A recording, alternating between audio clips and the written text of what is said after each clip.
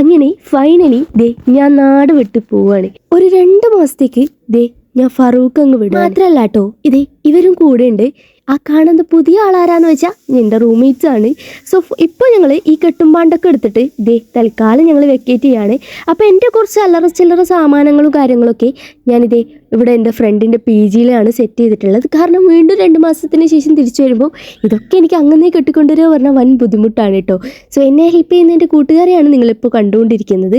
ഇങ്ങനെ കഷ്ടപ്പെട്ട് ഇവരെ എനിക്ക് ഇതൊക്കെ എടുത്ത് കൊണ്ടുതരാനുള്ള കാരണം എന്താ? എടുത്താൽ പൊന്താത്ത ഈ സാധനം കൊണ്ട് നീ പൊന്തിച്ച് പോയിട്ടുണ്ടെങ്കിൽ അവിടെ നിന്ന് കിടന്ന് വീണാൽ പിന്നെ നിന്നെ പൊന്തിച്ച് അവസാനം ഞങ്ങളുടെ ട്രെയിൻ പോവും.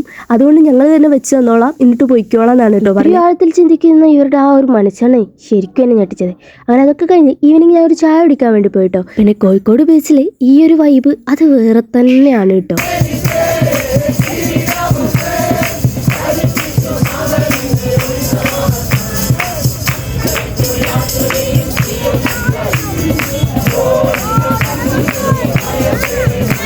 അങ്ങനെ അതൊക്കെ കഴിഞ്ഞ് പിറ്റേന്ന് രാവിലെ ഞാൻ നല്ലൊരു ചായയൊക്കെ കുടിച്ചിട്ടാണ് തിരിച്ച് വീട്ടിലേക്ക് പോയത്.